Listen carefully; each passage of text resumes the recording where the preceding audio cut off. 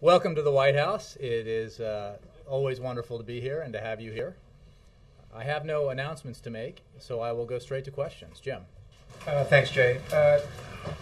Wondered if the president had watched the town hall between Governor Romney and Paul Ryan today, whether he had any reaction, particularly to some of the comments that they had on Afghanistan and on Israel. Well, I know that he did not get a chance to watch television earlier today. I think if you have a specific question about Afghanistan or Israel, I'm happy to answer. Sure. In particular on Israel, he said that he thought that the president had thrown Netanyahu under the bus. On Afghanistan, he said that he thought the president needed to stay in more touch with the American public to let them know what in fact the mission was, and he thought that the president had failed in that regard. Well, let me take the top there. This administration, the Obama administration, has had a closer, deeper, broader security relationship with Israel than any American administration in history. Don't just take our word for it. I point you to comments by Prime Minister Netanyahu, as well as other Israeli leaders who have said the same thing. We have an unshakable bond with Israel and an unshakable commitment to Israel's security. And that remains absolutely the case as the United States, working with an unprecedented level of international consensus, continues to pressure Tehran to isolate the regime, to impose with our partners and unilaterally sanctions that have had a significant impact economically and politically on the regime. And we continue to believe that there is time and space to pursue a diplomatic solution to the problem of Iran's failure to live up to its nuclear obligations. And we, as part of that relationship, that security relationship that we have with Israel, communicate all the time about Iran and other issues in the region that are of concern to Israel. On Afghanistan, I would remind you that when this president came into office, our policy in Afghanistan was adrift.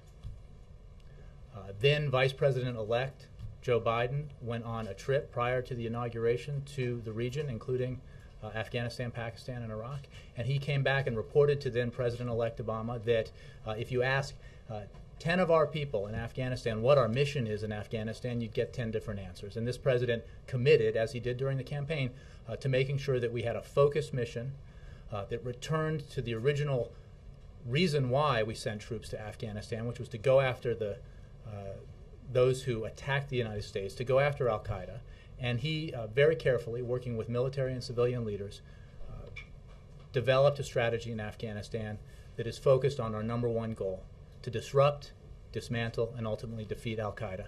And I think there is no question that we have made, the President's administration has made, with the remarkable capacities of our military and intelligence leaders and soldiers and others, great progress towards that goal. The President has also committed, when it comes to Afghanistan, to winding that war down. And as you know, we have begun a process of withdrawing forces that were part of the surge in Afghanistan, and that process continues.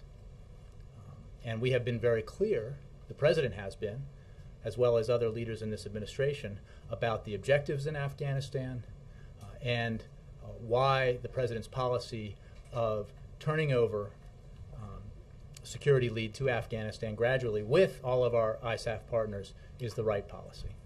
Does the President think that his rival would abandon that policy? I think the statements from Republican leaders like Governor Romney about what we should be doing in Afghanistan have been as unclear as our policy was in the years prior to President Obama taking office. And I would remind you that Governor Romney and others were fully supportive of the policy that was so clearly adrift in Afghanistan prior to President Obama taking office. Right. Afghanistan. Jay, does the president or the White House in general have a reaction to Augusta admitting women now to its club? Well, I think you'll recall that when I was asked about this back when the Masters were about to take place in April, I think it was, I actually spoke with the president, and his answer was very clear. Women should be admitted. And he welcomes this development, thinks it was too long in coming, but obviously believes it's the right thing to do. And a totally separate subject is, have you seen the reports about the sentence given to the Chinese leader, Bo Xilai's wife, and do you have any reaction to that? I've seen the reports, but have no comment on that case. Jake. I'm wondering if the president has seen the comments made by the Missouri Senate candidate, Congressman Aiken, and if he has any reaction. I don't have a reaction from the president on that. I think it demonstrates or reflects an effort in Congress in particular to define rape in a way that I think makes no sense to a lot of women and demonstrates why it is so important for women to be in control of their own health care. You're saying that his comments about how, according to whomever, women who are forcibly raped cannot conceive or often cannot conceive bears some relation to something that's happened in Congress? Well, those comments are obviously offensive, clearly offensive, and wrong, factually wrong, medically wrong, and offensive. I think you have also seen efforts in Congress to define rape in a way that limits women's control over their own health care, and that's wrong too. And does the president have any reaction to the story about the congressman in Israel frolicking in the Sea of Galilee? I have not discussed that with him. I did see those reports and have no comment on them. Really? Not even a pun? I'm at a loss, as I was when I read the story. Perhaps. Jay, do you have any comment on this book from Politico is suggesting, I realize Chicago will have to answer specific things about the campaign, but it's saying about the president that he has almost, I struggle to use the word hatred, but an intense dislike of Mitt Romney. You're around the president a lot. Personally, does he have that kind of dislike of Mitt Romney personally? Absolutely not. And I would say that this book is, a collection of hearsay and random alleged conversations. I can tell you that I've never heard the president express anything like that. He feels very strongly that Governor Romney's policies are the wrong ones for the American economy and the American people, that we cannot afford to go back to the kinds of policies that got us into this mess. And that's why he believes so much is at stake in this election. That's why you hear him every time he's out on the campaign trail talking about the substantive issues that affect the economy and the American people where they live, which is the need to make sure that middle-class Americans, 98% of tax-paying Americans, retain that tax cut and do not see their taxes go up next year. There is great agreement in Washington that tax cut should be extended. Republicans in Congress, unfortunately, have blocked extension of that tax cut because of their insistence that the top 2% of the wealthiest Americans get a tax cut that we cannot afford. It is a tax cut like that two of them that helped create the sea of red ink that this president inherited from his predecessor in January of 2009. It's why you hear the president out there talking about the need to continue to invest in education. It's why you hear him out there talking about the need to put teachers back in the classroom, because education is an economic issue for so many people and for our broader economy. Those are the things that the president believes are at stake, and why he's so committed to making sure that this country continues to move forward. And finally, in making that case that you just laid out, that the president wants to do in all these battleground states, the book suggests that there is a lack of confidence in the Democratic National Committee Chair, Congresswoman Wasserman Schultz. Can you give her a vote of confidence? Are you confident? that she'll do it? Absolutely, and I have never heard anything like that expressed in my presence, and I spent a lot of time with the president. Yeah. Why does the president keep coming back to Mitt Romney's tax rate and tax returns, his own personal tax rate? Is that what's the relevance as far as the campaign is concerned? Well, there are two things. One, as you know, there has been a tradition in place now for something like 45 years, established by Governor George Romney. He was talking about, hey, look, Governor Romney won't pay any taxes. Well, look, in terms of why fairness in our tax code matters, why the various tax proposals that are out there, including Governor Romney's, are so important when compared to the approach the president takes, is because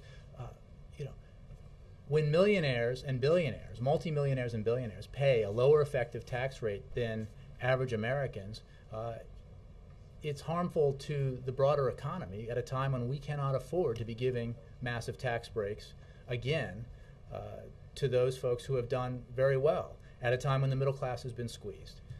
I mean, I think I've seen it pointed out. I haven't done this analysis myself, but that under Paul Ryan's budget proposal, which is the Republican document when it comes to budgets right now. A different proposal that would affect this, but I understand. That under Paul Ryan's proposal, which Governor Romney said he would gladly sign and look forward to signing into law, folks like Governor Romney would pay effectively no tax, federal tax, income tax, because of the way the tax code works. And if you eliminate capital gains taxation, that would be the impact. And again, it goes back to the Buffett rule, the general principle that folks making millions or even billions of dollars shouldn't be paying a lower effective tax rate than the average American. Does he think Mitt Romney's looking out for his own bottom line? Look, I think that the issue is the perspective you bring. And if you believe that a $5 trillion tax cut, which is certainly what Governor Romney has proposed, a tax cut that disproportionately benefits the wealthiest in this country, is the right solution, it's important to point out why that's not the case, why we can't afford it, because it demonstrates a lack of seriousness about our deficit, and it's important to point out that the people who then pay for that tax cut are middle-class Americans, as the Tax Policy Center did in a nonpartisan independent analysis of Governor Romney's proposals. These issues matter deeply to the American people, and I think that the perspective you bring to this matters a lot, which is why this is so important. Nancy. Can I go back to Afghanistan? Just yesterday, another U.S. service member was killed by two members of the Afghanistan police forces. That brings the number of deaths of U.S. service members to 10 in the past 2 weeks. Why does the president think that these killings are on the rise? And is there a problem with the way that Afghani service members are being vetted? Well, Nancy, I appreciate the question, and these incidents remain deeply concerning to us. Hello, everybody. Looks like there's a surprise guest here. Jay tells me that you guys have been missing me. So I thought I'd come by and just say hello.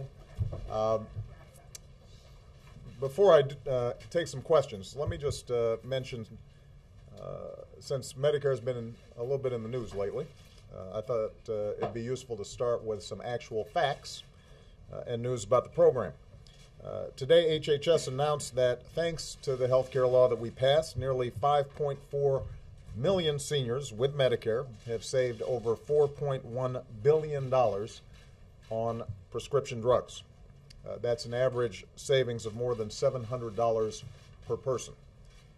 This year alone, 18 million seniors with Medicare have taken advantage of new preventive care benefits like a mammogram or other cancer screening at no extra cost. These are big deals for a lot of Americans, and it represents two important ways that the improvements we made as part of the Affordable Care Act have strengthened Medicare and helped seniors everywhere get better care at less cost. That's been our goal from the very beginning, and I'm going to continue to do everything I can to make sure that we keep our seniors healthy and the American people healthy. So with that, let me start off with Jim Coonan. Thank you, Mr. President. Thank you for being here. You're no doubt aware of the comments that Missouri Senate candidate Republican Todd Aiken made on rape and abortion. Wondered if you think those views represent the views of the Republican Party in general. They've been denounced by your own rival and other Republicans.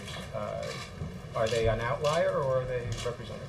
Well, let me first of all say the views expressed were offensive. Rape is rape.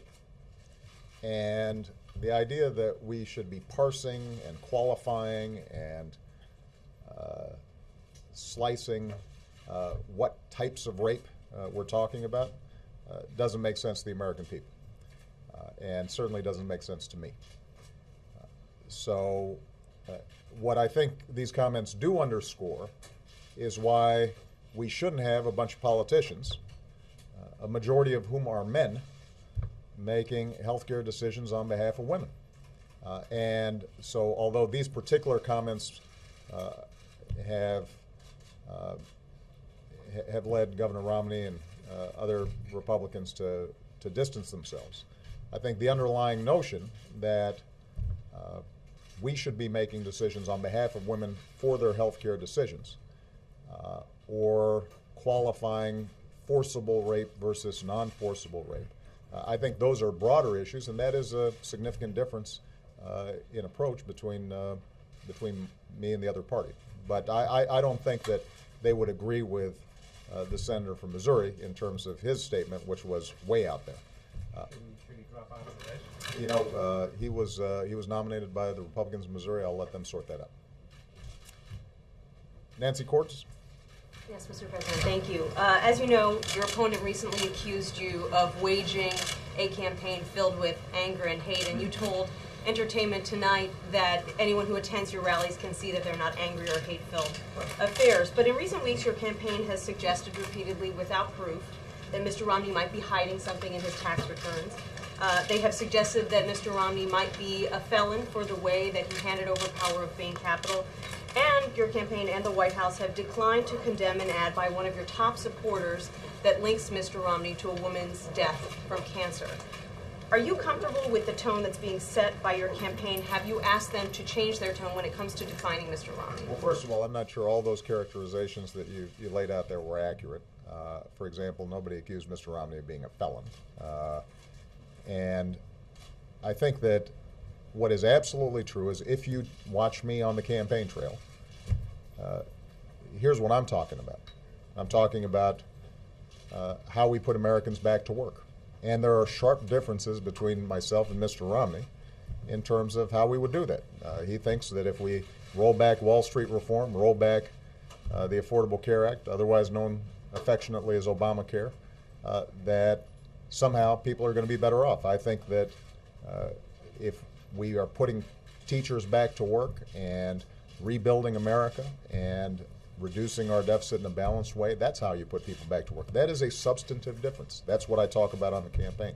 When it comes to taxes, Governor Romney thinks that we should be cutting taxes by another $5 trillion, and folks like me would benefit disproportionately from that. I think that it makes a lot more sense, and have put out a detailed plan for a balanced approach that combines tough spending cuts with asking people like me, millionaires and billionaires, to do a little bit more. That's a substantive difference in this campaign, whether it's on wind energy or how we would approach funding education. Those are the topics that we're spending a lot of time talking about in the campaign. Now,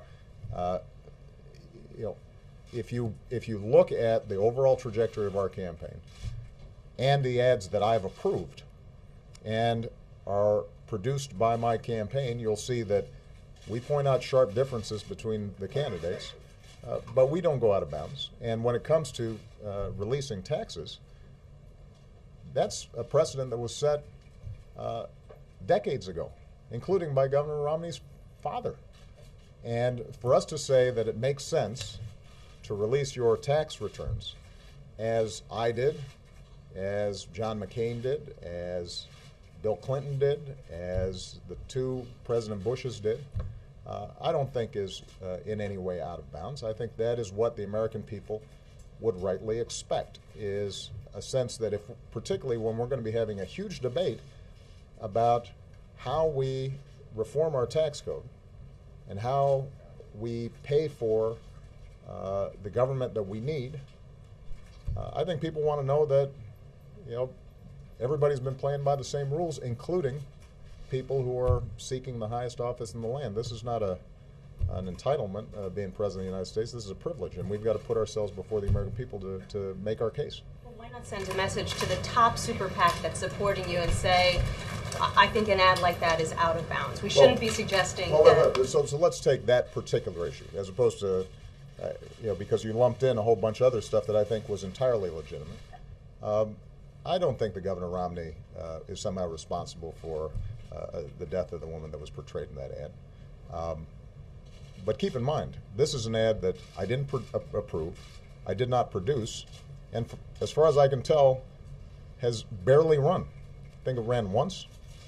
Now, in contrast, you've got Governor Romney creating as a centerpiece of his campaign this notion that we're taking the work requirement out of welfare, which every single person here who's looked at it says is patently false.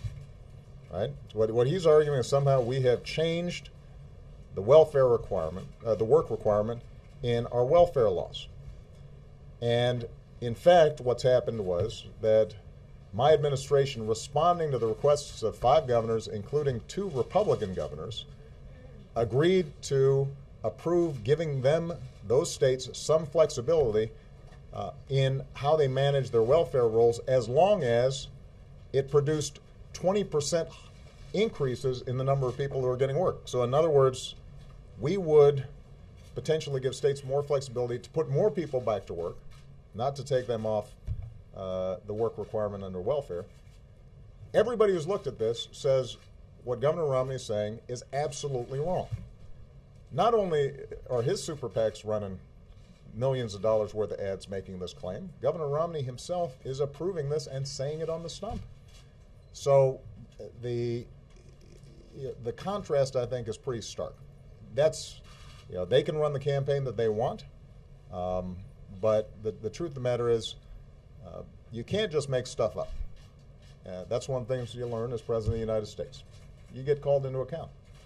And I feel very comfortable with the fact that when you look at the campaign we're running, we are focused on the issues and the differences that matter to working families all across America, and that's exactly the kind of debate the American people deserve. Jake Tappan. Mr. President, a couple questions. One, I'm wondering if you could comment on the recent spate of green on blue incidents in Afghanistan, what is being done about it, why your commanders tell you they think that there has been an uptick in this kind of violence. And second, with the economy and unemployment still the focus of so many Americans, what they can expect in the next couple months out of Washington, if anything, when it comes to any attempt to bring some more economic growth to the country. On Afghanistan, obviously we've been watching with deep concern these so-called green on blue attacks, where you have Afghan individuals, some of whom are actually enrolled in the Afghan military, some in some cases dressing up as Afghan military or police, attacking coalition forces, including our own troops. I just spoke today to Marty Dempsey, the chairman of the Joint Chiefs of Staff, who happens to be in Afghanistan. He is having intensive consultations not only with our commander, John Allen, on the ground, but also with Afghan counterparts. And I'll be reaching out to President Karzai as well, because we've got to make sure that we're on top of this. We are already doing a range of things, and we're seeing some success when it comes to better counterintelligence, making sure that the vetting process for Afghan troops is stronger, and we've got what's called the Guardian Angel program to make sure that our troops aren't in isolated situations that might make them more vulnerable. But obviously we're going to have to do more, because there has been an uptick over the last 12 months on this. Part of what's taking place is we are transitioning to Afghan security, and for us to train them effectively, we are in much closer contact. Our troops are in much closer contact with Afghan troops on an ongoing basis.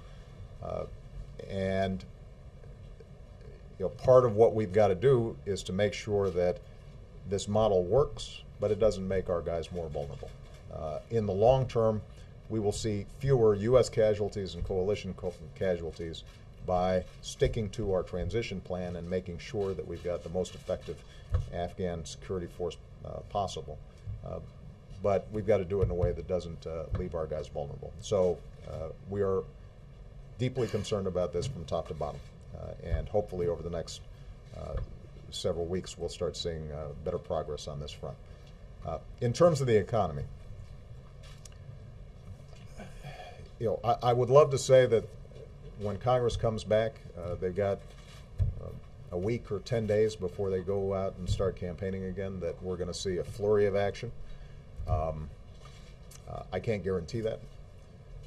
I do think that there's some specific things they could do that would make a big difference. I'll give you a couple of examples. First of all, just making sure that we've got what's called a continuing resolution so that we don't have any disruptions and government shutdowns over the next couple of months. That's important. It appears that there's an agreement on that, but we want to make sure that that gets done. Number two,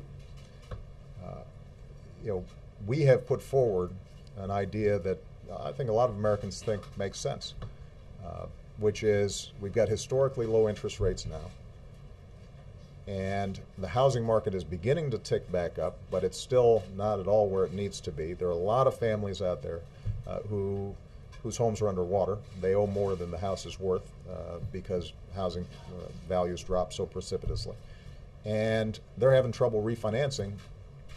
We're going to be pushing Congress to see if they can pass a refinancing bill that puts $3,000 into the pockets of the average family who hasn't yet refinanced their mortgage.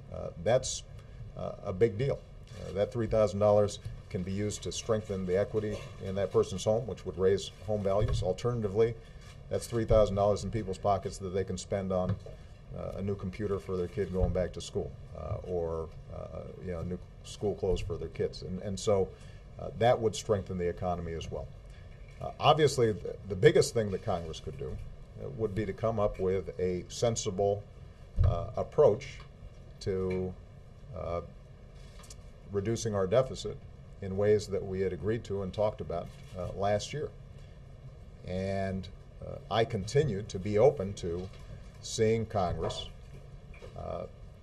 approach this with a balanced plan that has tough spending cuts, building on the $1 trillion worth of spending cuts that we've already made, but also asks for additional revenue from folks like me, from folks in the top 1 or 2%, to make sure that folks who can least afford it aren't suddenly bearing the burden, and we're providing some additional certainty to small businesses and families going forward.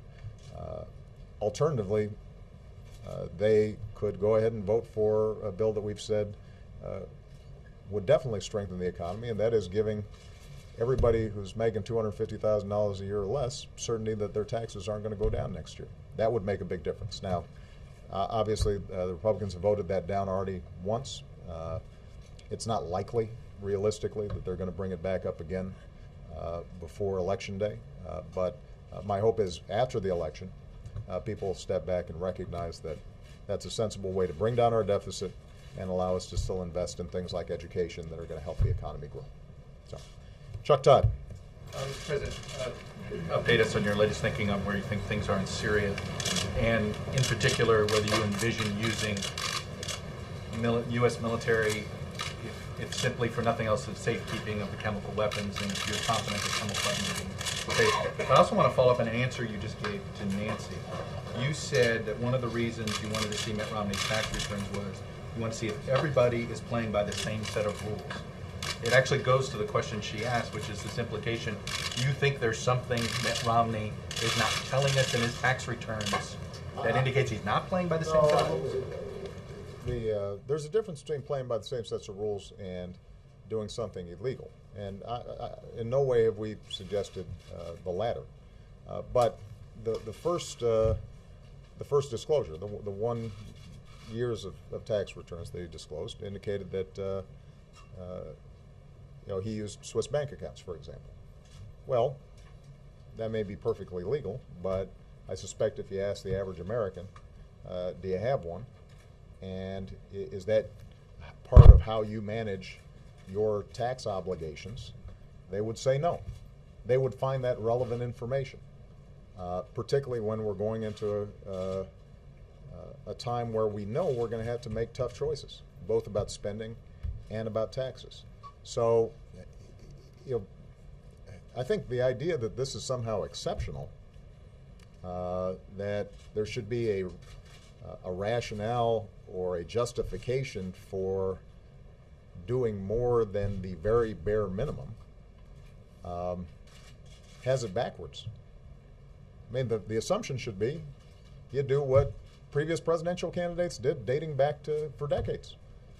And Governor Romney's own dad says, well, the reason I put out 10 or 12 years is because any single year might not tell you the whole story. And everybody's, I think, followed that custom ever since. The American people have assumed that if you want to be president of the United States, that your life's an open book. When it comes to things like your finances.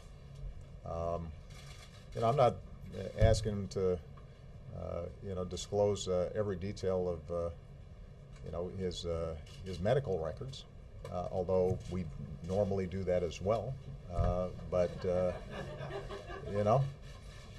I mean, this isn't sort of overly personal here, guys. This is pretty standard stuff.